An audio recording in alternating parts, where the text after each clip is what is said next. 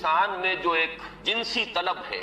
اس میں جو ایک شہوت کا مادہ ہے، انسان نے خامخواہ اپنے اوپر قدغنیں عائد کر لی ہیں، اور صحیح اور غلط اور جائز اور ناجائز، ماں بیٹی بیوی میں خامخواہ کی ایک تفریق ہے جو انسان نے قائم کر لی ہے۔ یہ تمام تفریقیں غیر فطری ہیں، اس لیے کہ حیوانات میں ہم یہ دیکھتے ہیں کہ ایسی کوئی تفریق موجود نہیں، بلکہ یہ کہ جیسے پیاس لگے کسی انسان کو تو پانی جہاں سے مل جائے، یا یہ کہ اگر بھوک لگتی ہے تو جہاں سے بھی اس کی انسان تشفی کر لے، اسی طور سے یہ بھی ایک انسان کی طبعی خواہش ہے جیسے وہ ابھرے ویسے ہی اس کو جس طور سے بھی موقع ملے اس کی تسکین حاصل کر لینی چاہیے۔ یہ دو اصل میں فلسفیانہ نقطہ نظر، اور جیسا کہ میں نے عرض کیا خاص طور پر ادب کے میدان سے، لٹریچر کے میدان سے، خاص طور پر افسانوی انداز میں، ناولوں کے انداز میں، ڈراموں کے انداز میں یہ فکر پھیلایا گیا۔ یہ فکر ہے کہ جس نے مغرب کی تہذیب کا جو یہ سماجی عنصر ہے اسے واقعتاً یہ ہے کہ ایک سنڈاس بنا کر رکھ دیا ہے۔ جیسا کہ میں نے عرض کیا کہ ویسے تو پورے یورپ میں، اور اسی کا عکس ہے اس وقت پوری دنیا میں اس تہذیب کے اثرات موجود ہیں، لیکن یہ کہ درجات ہیں، تو درجے کے اعتبار سے دیکھا جائے تو غالباً برطانیہ کا معاشرہ اور اس کے ساتھ یہ اسکینڈینیوین کنٹریز جو ہیں یہ اس معاملے میں اس وقت پوری نوع انسانی کے امام شمار کیے جا سکتے ہیں۔ مجھے چونکہ امریکہ بھی جانے کا اتفاق ہوتا رہتا ہے تو میں نے یہ محسوس کیا کہ امریکی معاشرہ ابھی اس اعتبار سے بہت پیچھے ہے۔ یورپ کو اس میں پیش قدمی کا اور امامت کا شرف حاصل ہو چکا ہے، اور خاص طور پر یورپ میں بھی یہ تین ممالک جو ہیں یہ بہت آگے نکل گئے، چنانچہ شرم اور حیا نام کی کسی شے کا کوئی وجود وہاں نہیں، عصمت و عفت کا کوئی تصور موجود۔ معلوم ہوتا ہے کہ یہ چیزیں انسان کی لغت کی میں سے خارج ہو چکی ہیں، اس کے سوچ کے دائرے سے باہر ہو چکی ہیں، اور اسی کا سب سے بڑا مظہر یہ ہے کہ آپ کو معلوم ہوگا کہ برطانیہ میں بھی یہ قانون منظور ہو چکا ہے، اور اسکینڈینیوین کنٹریز میں بھی، کہ دو مردوں کی شادی بھی ہو سکتی ہے، دو مرد لیگلی قانونی طور پر شوہر اور بیوی کی حیثیت سے رہ سکتے ہیں، قانون انہیں تسلیم کرے گا یہ شوہر ہے اور یہ بیوی ہے۔ اب اس درجے پرورشن، اس درجے فطرت انسانی کا مسخ ہو جانا، یہ چیز کہ جو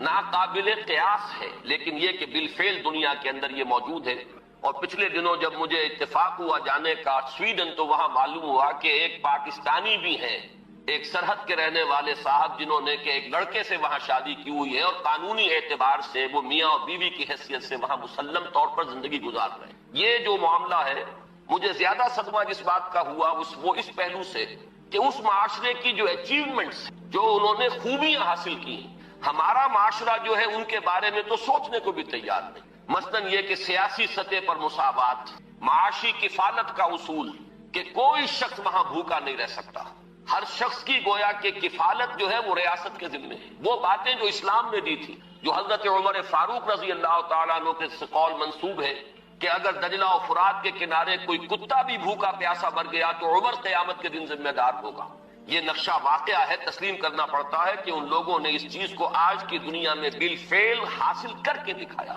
سماجی مساوات کا یہ عالم کہ اگر کوئی فائنینس منسٹر، اسے بھی اگر اپنا چیک کیش کرانا ہے تو وہ بھی بینک میں اسی طرح لائن میں لگتا ہے جیسے کوئی عام شہری لگتا ہے۔ یہ سماجی مساوات کہ غریب سے غریب آدمی بھی وہاں پر جو بھی ہے، چاہے وہ ویلفیئر پر زندگی گزار رہا ہو، وہ خود معذور ہو چکا ہو، اور صرف اسے حکومت کی طرف سے جو ہے سہولتیں حاصل ہو، لیکن اس کا بچہ بھی اگر بیمار ہوگا تو اسے وہی علاج میسر آئے گا جو وہاں کسی کروڑ پتی کے بچے کو علاج میسر آئے گا، اور اس کے بچے کو بھی وہی تعلیم ملے گی جو کسی منسٹر کے بچے کو تعلیم حاصل ہو۔ یہ چیزیں جو ان کے ہاں اچھی ہیں فی الواقع، جو اصلاً تو ہماری تھی، لیکن یہ ہے کہ اس وقت اگر ہمیں وہاں پر یہ چیزیں نظر آتی ہیں تو مجھے تو وہی احساس ہوا تھا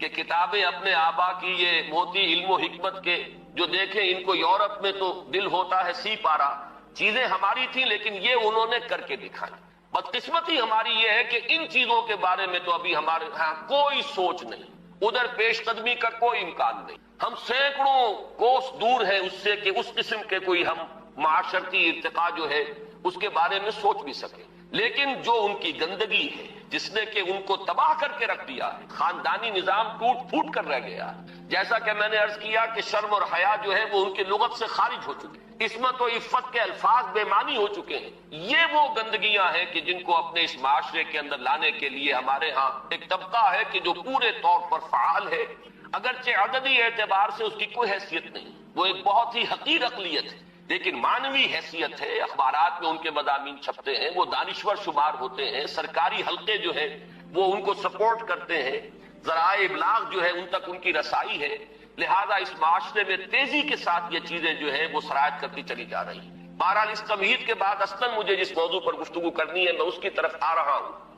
میں جہاں تک پردہ اور زنا کے استیصال کے لیے جو دوسری تدابیر اسلام نے اختیار کی ہیں، جہاں تک اس کا تعلق ہے اس پر انشاءاللہ علیحدہ کسی موقع پر تقریر کروں گا۔ آج کے لیے میں نے طے کیا ہے کہ صرف اس مسئلے کو اچھی طرح ہم تھریش کریں، دیکھیں کہ واقعتاً نظریہ مساوات مرد و زن اس میں کوئی حصہ درست ہے یا نہیں ہے، تو کون سا ہے۔ ہمارے سامنے کسوٹی اور معیار جو ہے وہ اللہ کی کتاب ہے، اس کے رسول صلی اللہ علیہ وسلم کی سنت ہے۔ ہمیں ان دونوں چیزوں کے حوالے سے دیکھنا ہے کہ اس نظریے میں صداقت کا ایلیمنٹ کتنا ہے اور دھوکہ اور فریب کا حصہ کتنا ہے۔ میں سب سے پہلے تو یہ عرض کروں گا کہ اسلام بھی دو سطحوں پر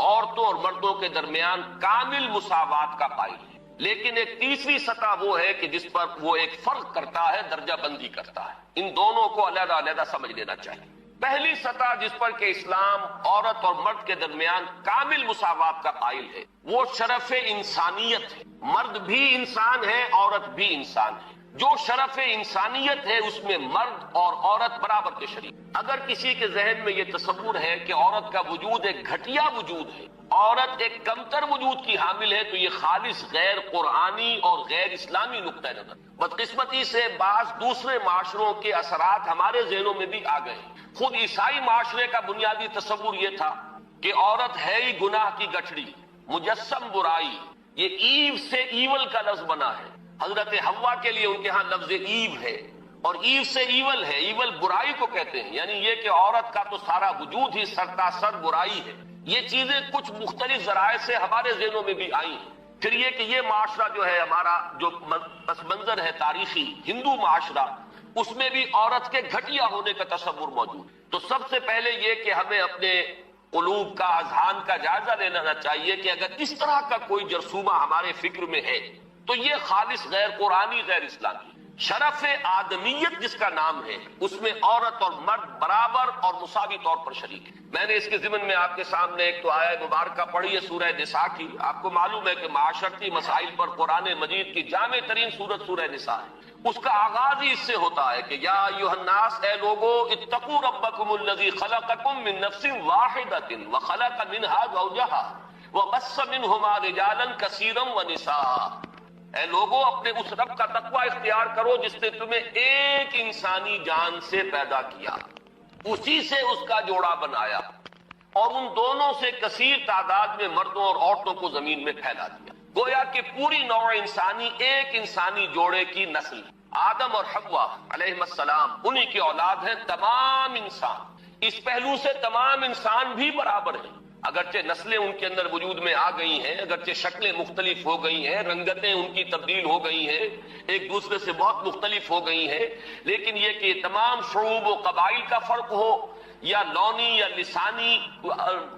فرق ہو، ان سب کی کوئی حقیقت اس اعتبار سے نہیں ہے کہ کوئی ان میں اونچا ہو جائے، کوئی نیچا ہو جائے۔ کلکم بنو آدم و آدم من تراب، تم سب کے سب جو ہو آدم کی نسل سے ہو اور آدم مٹی سے بنائے گئے تھے۔ لا فضل لعربی علی عجمی ولا لعجمی علی عربی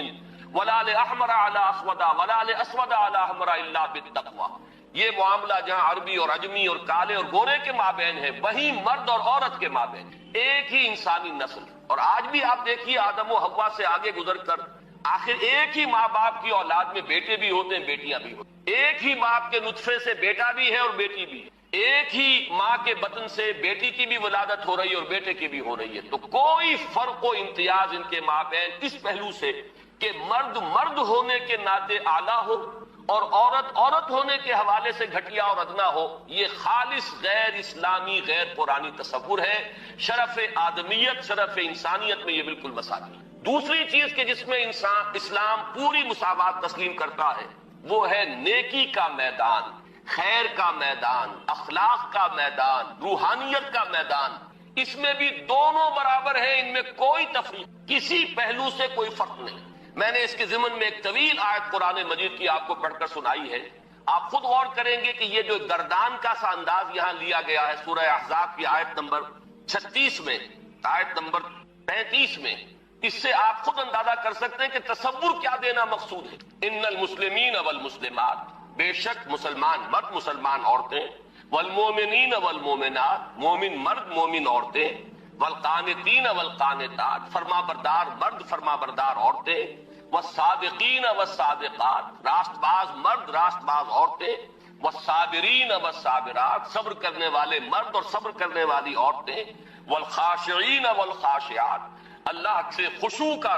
تعلق رکھنے والے، اللہ کے سامنے جھکنے والے مرد اور جھکنے والی عورتیں، والمتصدقین والمتصدقات، اور صدقہ دینے والے مرد اور صدقہ دینے والی عورتیں، والصائمین والصائمات، اور روزہ رکھنے والے مرد اور روزہ رکھنے والی عورتیں، والحافظین فروجہم والحافظات، اور اپنی شرمگاہوں کی حفاظت کرنے والے مرد اور اپنی شرمگاہوں کی حفاظت کرنے والی عورتیں، والذاکرین اللہ کثیرا والذاکرات، اور اللہ کا ذکر کثرت سے کرنے والے مرد اور اللہ کا ذکر کثرت سے کرنے والی عورتیں، اعد اللہ لہم مغفرۃ واجرا عظیما، اللہ نے ان سب کے لیے تیار کی ہوئی ہے، فراہم کی ہوئی ہے مغفرت بھی اور بہت بڑا اجر۔ یہ سارا جو ہے اس آیت کا ماحصل کیا ہے؟ یہ تمام وہ اوصاف ہے کہ جو مطلوب ہیں، یہ محاسن ہیں، یہ بھلائیاں ہیں، یہ نیکیاں ہیں، یہ اعلیٰ اقدار ہیں جو اسلام چاہتا ہے کہ انسانوں کے اندر پروان چڑھیں، اور اس آیت کا انداز بتا رہا ہے کہ اس میں کوئی فرق و تفاوت نہیں، کسی کے لیے کوئی معاملہ نہیں ہے کہ عورتوں کے لیے یہاں جو ہے داخلہ ممنوع ہے یا عورتیں اس مقام تک رسائی حاصل نہیں کر سکتی، بلکہ یہ کہ نیکیوں میں۔ بزار اور ترمذی میں حضرت عبداللہ ابن مسعود سے نبی ایک صحابہ یہ ارشاد نقل ہوا ہے، ان المرأۃ عورۃ، عورت چھپا کر رکھنے کی چیز ہے۔ ان المرأۃ عورۃ فاذا خرجت، جب وہ گھر سے نکلتی ہے، استشرفت شیطان، اب شیطان جو ہے اس کو تاک میں رکھتا ہے۔ واقرب ما تکون بروحۃ ربها وہی فی قعر بیتہا، وہ اپنے رب کی رحمت سے قریب ترین ہوتی ہے جبکہ اپنے گھر کے بھی کسی اندرونی حصے۔ اسی لیے فرمایا مردوں کے لیے مسجد میں نماز افضل 28 گنا، اور عورت کے لیے گھر کی نماز مسجد سے افضل، گھر کے صحن کی مسجد سے افضل، دالان کی صحن سے افضل، کمرے میں اس سے افضل، اور کمرے کی کو بغلی کوٹھڑی ہے تو اس میں سب سے افضل۔ یہ احادیث نبی اکرم۔ عبداللہ ابن احمد ابن حنبل نے زوائد الزہد میں اور ابن ابی شیبہ نے ابن سعد نے اپنی کتابوں میں مسروق کی روایت نقل کی ہے کہ حضرت عائشہ جب تلاوت قرآن کرتے ہوئے اس آیت پر پہنچتی تھی وَقَرْنَ فِي بُيُوتِكُنَّ، تو بے اختیار رو پڑتی تھی۔ قرآن کے اپنے گھروں میں رہو۔ حضرت عائشہ نے شہادت عثمان کے بعد باہر نکل کر لشکر کی تیاری، پھر ساری عمر افسوس ہوا کہ میں نے غلط کیا۔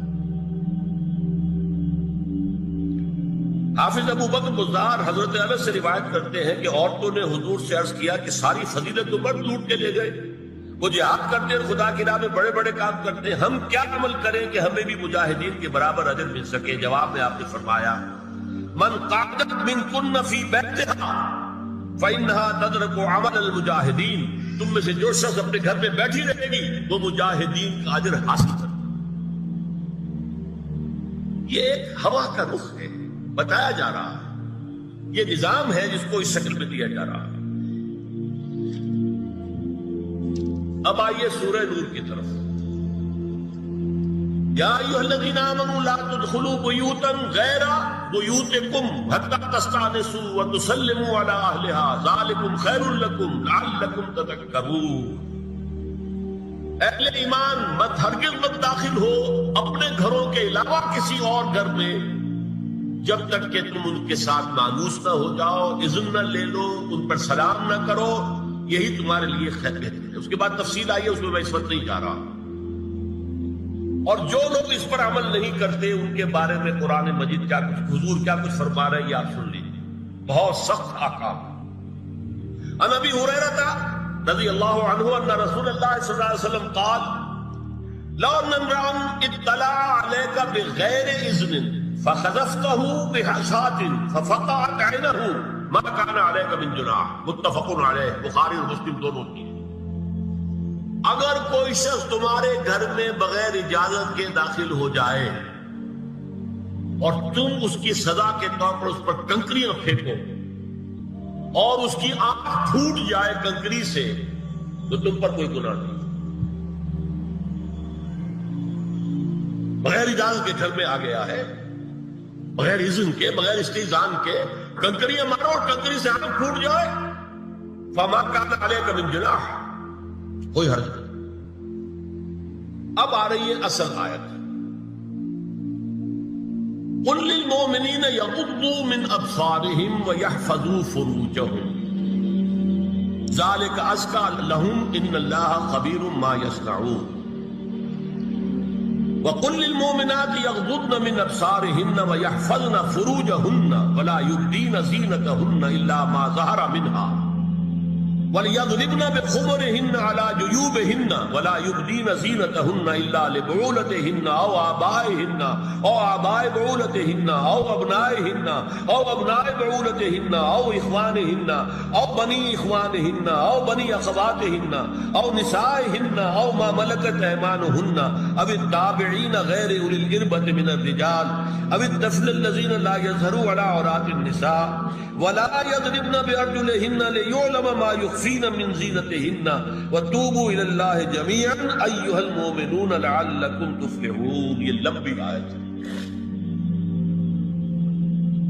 اہل ایمان، اے نبی کہہ دیجئے اہل ایمان مردوں سے اپنی نگاہیں نیچی رکھا کریں اور اپنی شرمگاہوں کی حفاظت کریں، یہی ان کے لیے زیادہ پاکیزہ عمل ہے۔ ان اللہ خبیر بما یصنعون، اور جو کچھ وہ کر رہے ہیں اللہ اس سے واقف ہے۔ وَقُلْ لِلْمُؤْمِنَاتِ یغضضن مِنْ أَبْصَارِهِنَّ، اور مومن عورتوں سے بھی کہہ دیجئے کہ وہ اپنی نگاہیں جو ہے نیچی رکھا کریں، وَيَحْفَظْنَ فُرُوجَهُنَّ، اپنی شرمگاہوں کی حفاظت کریں، وَلَا يُبْدِينَ زِينَتَهُنَّ إِلَّا مَا ظَهَرَ مِنْهَا، اور اپنی زینت کو ظاہر نہ کیا کریں سوائے اس کے کہ جو بالکل ظاہر ہو جائے۔ قل للمؤمنین یغضوا من ابصارهم ویحفظوا فروجهم ذلک ازکی لهم ان اللہ خبیر بما یصنعون۔ نوٹ کر لیجئے کہ یہ کہاں ہو رہا ہے؟ گھر میں داخلے کے بعد، گھر میں داخلہ اجازت سے، اور داخلہ ہوگا صرف محرموں کا، گھر کے اندر جو ہے وہ نامحرم تو نہیں آئے گا۔ یہ میں آگے بیان کر رہا ہوں۔ وَقُلْ لِلْمُؤْمِنَاتِ يَغْضُضْنَ مِنْ أَبْصَارِهِنَّ وَيَحْفَظْنَ مِنْ فُرُوجِهِنَّ، اور کہہ دیجئے مومن عورتوں سے بھی کہ وہ بھی اپنی نگاہیں جھکا کر رکھیں اور اپنی شرمگاہوں کی حفاظت کریں۔ وَلَا يُبْدِينَ زِينَتَهُنَّ إِلَّا مَا ظَهَرَ مِنْهَا، محرموں سے پردہ کیا ہے؟ محرموں سے اس کا نام ستر ہے۔ عورت کا پورا جسم ستر ہے سوائے چہرے کی ٹکیا اور یہ ہاتھ اور یہ پاؤں، بس۔ کیا مطلب ہے؟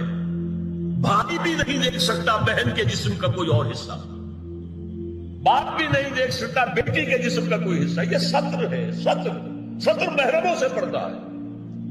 وَلْيَضْرِبْنَ بِخُمُرِهِنَّ عَلَى جُيُوبِهِنَّ، یہ بھی گھر کے اندر کی بات ہو رہی ہے، کیونکہ میں پہلے بتا چکا ہوں جلباب ہوتا تھا جب گھر سے باہر نکلتی تھی عورت، تو وہ اپنی چادر لپیٹتی تھی، اپنے چہرہ نہیں ڈھانپتی تھی، صرف چہرے کا حکم دیا گیا اس کے ضمن میں۔ وہ سورہ احزاب کی آیت رہ گئی تو میں بیان کروں گا۔ اور خمار اوڑھنی ہوتی تھی جو گھر میں اوڑھتی تھی، گھر میں ظاہر بات ہے کہ جلباب تو نہیں لیا جا سکتا، آخر گھر کا کام کاج کرنا ہے، ہلکی سی اوڑھنی وہ گھر میں، لیکن فرمایا وَلْيَضْرِبْنَ بِخُمُرِهِنَّ عَلَى جُيُوبِهِنَّ، اور انہیں چاہیے کہ اپنی اوڑھیوں کے، بکل اوڑھنیوں کے اپنے سینوں کے اوپر، گریبانوں کے اوپر بھی مار لیا کریں۔ اب اس کے بعد فرمایا وَلَا يُبْدِينَ زِينَتَهُنَّ إِلَّا لِبُعُولَتِهِنَّ، اب یہاں یہ زینت کا لفظ آ رہا ہے چہرے کے، اور چہرے ہی میں کچھ سنگھار بھی ہوتا ہے۔ اب ان کے لیے کہا گیا کہ چہرے کی زینت اور چہرے کے اوپر اگر کوئی بناؤ سنگھار ہے، زیور ہے، اس کی زینت نہ ظاہر کریں، مگر اب یہ یہاں تفصیلی آئی ہے، جو محرم ہے ان کی تفصیل۔ تو تو فرمایا جنس کے سامنے ظاہر کر سکتی ہے الا لبعولتہن، سب سے بڑھ کر تو شوہر، اور آبائہن، اور یہ آپ نے باپ، اچھا باپوں میں نوٹ کی نہیں، باپ حقیقی ہو، اخیافی ہو، اللتی ہو یا رضاعی ہو، یہ چاروں قسم کے باپ اس میں شامل ہیں۔ جس عورت نے دودھ پلایا تھا اس کا شوہر بھی باپ ہے، اور آبائے بعولتہن، اپنے شوہروں کے باپ، یا ابنائہن، ان کے اپنے بیٹے، بیٹوں میں بھی آئیں گے چاروں، اللاتی، اخیافی، عینی اور رضاعی، او ابنائے بعولتہن، اور اپنے شوہروں کے بیٹے، ہو سکتا ہے شوہروں کی اور بیویاں بھی ہو تو ان کے بیٹے بھی، جو ستیلے بیٹے ہیں وہ بھی محرم، ان سے کسی شکل میں کبھی شادی نہیں ہو سکتی، اور اخوانہن، یا ان کے بھائی، او ابنائہن، یا اپنے بیٹے، او ابنائے بعولتہن، یا اپنے شوہروں کے بیٹے، او اخوانہن، یا اپنے بھائی، او بنی اخوانہن، یا اپنے بھائیوں کے بیٹے، او بنی اخواتہن، اپنا بھتیجا، اپنا بھتیجا، شوہر کا بھتیجا نہیں، اپنا بھتیجا محرم ہے، اپنا بھانجا محرم ہے، شوہر کا بھانجا محرم نہیں ہے، او نسائہن، یا ان کی عورتیں، اپنی عورتیں، جان پہچان کی عورتیں، او ما ملکت ایمانہن، یا جو ان کے داہنے ہاتھوں کی ملکیت، باندیاں، غلام، اس میں عرض کر چکا ہوں کہ اس میں کافی اختلافات ہیں، یہ بھی ہے کہ اس سے مراد صرف باندیاں ہیں، غلام مرد ہے، یہ بھی ہے کہ مرد بھی ہے، اور یہ بھی ہے کہ مرد جب تک کہ وہ باندی ہو، لیکن میں اس بحث میں یہاں نہیں جانا چاہتا، یہ پھر فقہ کی بحث ہو جائے گی۔ اب التابعین غیر اولی الاربہ، کچھ ایسے لوگ بھی ہوتے ہیں، کوئی کسی کے گھر میں تو اندھا آدمی رہ رہا ہے، یا کوئی اور کسی وجہ سے کوئی مریض ہے، اسے آپ نے بنا دے رکھی ہے، انہیں عورتوں سے کوئی سروکار نہیں۔ اب الطفل الذین لم یظہروا علی عورات النساء، یا وہ بچے کہ جن پر ابھی عورتوں کے پوشیدہ حالات واضح ہی نہیں ہے، پتہ ہی نہیں ہے، ابھی انہیں جنس کا کوئی احساس ہی نہیں۔ یہ ہے فہرست جو دی گئی ہے کہ جن کے سامنے عورت کھلے چہرے کے ساتھ اور اپنی جو اضافی زینت بھی ہو، کوئی زیور وغیرہ یا کوئی بھی سرما وغیرہ ڈالا ہوا ہے یا کوئی سرخی کو لگائی ہے معمولی سی، اس کے ساتھ آ سکتی ہے، اور یہ وہ رشتے ہیں کہ جن سے کسی حالت میں بھی نکاح نہیں کی۔ آگے سنیے، وَلَا يَضْرِبْنَ بِأَرْجُلِهِنَّ لِيُعْلَمَ مَا يُخْفِينَ مِنْ زِينَتِهِنَّ، اور چلتے ہوئے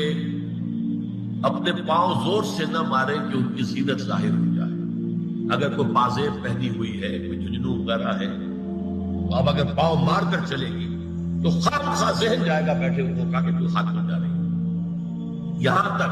اس کے علاوہ یہ بھی ہے، تعطر کے بارے میں فرمایا ہے کہ اگر عطر لگا کر کوئی عورت گھر سے نکلی ہے،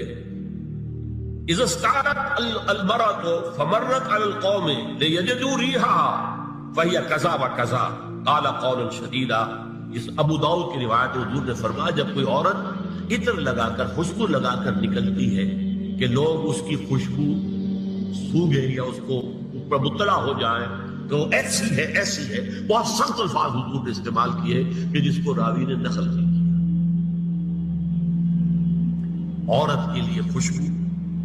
عورت کی آواز کا پردہ ہے۔ اب دیکھیے کس حد تک نماز میں اس وقت عورتیں بھی شریک ہوتی تھی، اگرچہ حضور نے فرمایا مردوں کی صف بہترین سب سے آگے والی ہے اور سب سے بری صف سب سے پیچھے ہے، کیونکہ اس کے پیچھے پھر عورتوں کی صف ہوتی تھی، اور عورتوں کے لیے سب سے اچھی صف سب سے پچھلی والی ہے اور سب سے بری سب سے آگے والی ہے۔ سب سے آگے والوں کے سامنے پھر مرد ہوتے تھے، ان کی پشت ہوتی تھی۔ تو اسی طریقے سے اگر غلطی کی ہے تو مرد جو ہے کہے گا سبحان اللہ، امام سے غلطی ہو گئی ہے، مرد کیا کہے گا؟ سبحان اللہ۔ عورت کیا کرے گی؟ اپنے ایک ہاتھ کے پشت پر اپنا ہاتھ مارے گی، اپنی آوازیں نکال لی، آواز کا پردہ، چھونے کا پردہ یہاں تک ہے کہ حضور نے کبھی کسی عورت سے ہاتھ نہیں ملایا، اور آپ جب بیعت بھی لیتے تھے تو بس زبانی الفاظ کہلوائے اور کہا ٹھیک ہے بیعت ہو گئی، یا ایک کپڑا پکڑا، اس کا ایک سرا اپنے ہاتھ میں دوسرا سرا اس خاتون کے ہاتھ میں، یا ایک کشت کے اندر پانی بھرا، اس میں ایک طرف اس نے انگلیاں ڈال لی اور ایک طرف انگلی، لیکن مسافت لا اسافر النساء، ایک دفعہ ہوا بھی کہ بعض خواتین نے جب بیعت کی ہے تو پھر انہوں نے ہاتھ آگے بڑھایا مسافر کے لیے، حضور نے فرمایا انی لا اسافر النساء، میں عورتوں سے مسافرہ نہیں کرتا۔ یا ایھا النبی قل لازواجک وبناتک ونساء المؤمنین یدنین علیہن من جلابیبہن ذلک ادنی ان یعرفن فلا یؤذین وکان اللہ غفورا رحیما۔ اے نبی صلی اللہ علیہ وسلم کہہ دیجئے اپنی بیٹیوں سے اور اپنی بیویوں سے اور مسلمانوں کی خواتین سے۔ اب دیکھیے یہ سورہ احزاب ہی میں ہو رہا ہے، شروع میں یا نساء نبی سے بات کری، استیزان بھی صرف نبی کے گھر میں داخل نہ ہو اس کے بغیر، آگے چل کر سورہ احزاب ہی میں عام بھی کر دیا، قل لازواجک وبناتک ونساء المؤمنین، کہہ دیجئے اپنی بیویوں سے اپنی بیٹیوں سے اور اہل ایمان کی خواتین سے، یدنین علیہن من جلابیبہن، کہ وہ اپنے چہروں کے اوپر اپنی جلباب کو لٹکا لیا کریں، چہرہ چھپ جائے۔ اب اس کی تفسیر میں چاہتا ہوں کہ آپ کو جو مختلف مفسرین نے کی ہے وہ آپ کے سامنے میں رکھوں۔ حضرت عبداللہ ابن عباس نے اس آیت کی جو وضاحت فرمائی ہے اسے حافظ ابن کثیر نے اپنی تفسیر میں اس طرح نقل کیا ہے، اللہ نے مسلمان عورتوں کو حکم دیا ہے کہ جب وہ کسی کام کے لیے گھروں سے نکلے تو اپنی چادروں کے پلو اوپر سے ڈال کر اپنا منہ چھپا لے اور صرف ایک آنکھ کھلی رکھے، دونوں آنکھیں بھی غلط ہیں۔ اور سن لیجیے ابن جریر اور ابن منذر کی روایت ہے کہ محمد بن سیرین یہ تابعی ہیں نے حضرت عبیدہ السلمانی یہ صحابی ہیں سے اس آیت کا مطلب پوچھا، انہوں نے جواب میں کچھ کہنے کی بجائے اپنی چادر کو اس طرح اوڑھا کہ پورا سر اور پیشانی اور پورا منہ ڈھانک کر صرف ایک آنکھ کھولی رکھی۔ اور سنیے ابو بکر بن عبداللہ ابن عربی نے یدنین علیہن من جلابیبہن کا مفہوم ان الفاظ میں بیان کیا ہے، تغطى به وجهها حتى لا يظهر منها الا عينها اليسرى، کہ عورت اپنی چادر کو پورے وجود پر ڈھانپ لے اور اس طرح چہرے کو بھی ڈھانپے کہ صرف بائیں آنکھ کھلی رہے۔ علامہ حمید الدین فراہی کو نظم قرآن کے فہم میں خصوصی مقام حاصل تھا، انہوں نے حجاب کے بارے میں اپنے ایک مکتوب میں ہاتھ اور چہرہ کھلا رکھنے کو جائز قرار دینے کے موقف کے بارے میں لکھا ہے کہ میری رائے میں نظم قرآن پر توجہ نہ کرنے سے یہ غلط فہمی پیدا ہوئی ہے۔ وہی بات کہ سورہ احزاب میں گھر سے باہر کا پردہ ہے اور سورہ نور میں گھر کے اندر کا پردہ ہے۔ بہرحال الحق احق بان یتبع، حق جو ہے وہ اس کا زیادہ حقدار ہے کہ اس کی پیروی کی جائے۔ میں اس مسئلے پر مطمئن ہوں اور میرے نزدیک اجنبی سے پورا پردہ کرنا واجب ہے،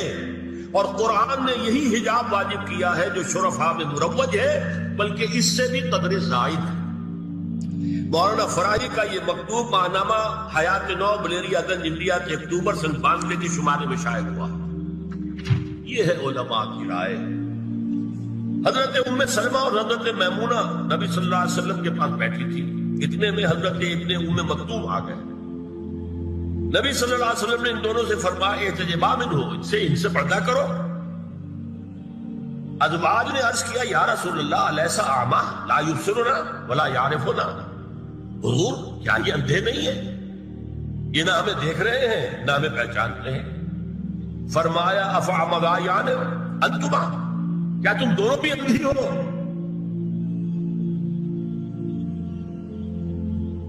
اللہ تم سنا نہیں، کیا تم نہیں دیکھ رہی ان کو؟ حضرت ام سلمہ تصریح کرتی ہیں ذالک بعد ان امر بالحجاب، یہ جب حجاب کا حکم آ گیا تھا تب حضور